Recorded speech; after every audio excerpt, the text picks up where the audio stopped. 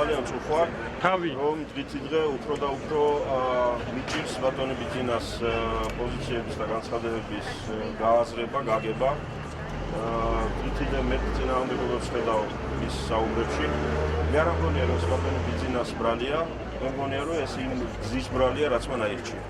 იგი ცდილობს ზეპარტიული პოზიციებიდან ერთ კონკრეტულ პარტიას დაუჭიროს მხარი. ერთი მხრივ იყოს ზეპარტიული, ობიექტიური, ანალიტიკოსი, ყველაფრის და ყველასი, მეორე მხრივ იყოს ერთი კონკრეტული პარტიის მხარდამჭერი. ეს გზა არის არასწორი და მე მგონი ეს გზა განაპირობებს იმას, რომ ბატონი ბიძინა ხშირად აკეთებს ურთიერთგამორიცხავ განცხადებებს ბოლო ხანებში, ძალიან ხშირად რთულია გავერკვე რას გულისხმობს.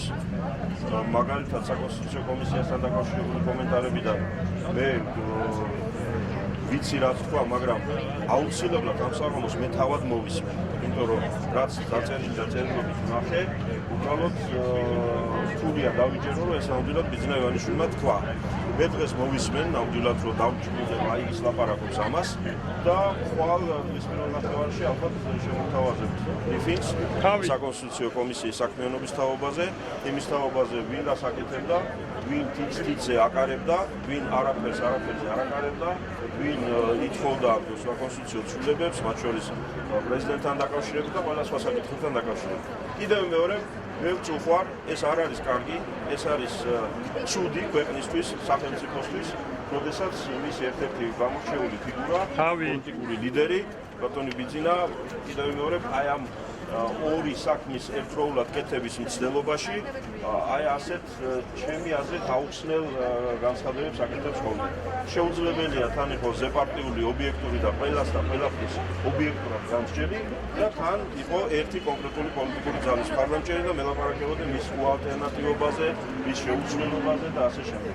ეს გზა არის არასწორი და მე ვისურვებდი, რომ ბატონი ბიძინა ჩამოყალიბდეს. ან იყოს ზეპარტიული, ობიექტური ექსპერტი, უსუფაშვილი ჩიაფასოს და რა ვიცი, ნებისმიერი სხვა, ან ძანოს რომ ის არის ისეთივე მხარდაჭერი ქართული ოცნების, როგორც ძალიან ბევრი ჩემი კოლეგა, არ ვიცი. ქართულ ხალხში ბატონი ბიძინას სიტყვას აქვს ძალიან მაღალი ფასი, ეს ვიცი. მაგრამ გაცილებით მაღალი ფასი აქვს თითოეულ ჩვენგანში საკუთარი თვალით ნანახს და საკუთარი ყურით გაგვეყრეს. ამიტომ ახლა იმის მცდელობა, რომ ხალხს ავუხსნათ, რომ პარლამენტში უსუფაშვილი ან რესპუბლიკელები იყვნენ ნაკლებად მუშა, ნაკლებად ეფექტური, ნაკლებად პარლამენტარები და ქართული ოცნების წარმომადგენლობა იყო მეტად პარლამენტარი და მეტად აქტიური და მეტად ესე ვთქვათ ჩართული საქმეებში. ახლა ამას ვერ დაიჯერებს ხალხი, რომელიც 4 წელი აკვირდებოდა და უყურებდა პარლამენტის საქმიანობას. ამიტომ მე არ მინდა რომ ასეთ გაუგებრობებში აღმოჩნდეს ხოლმე ბატონი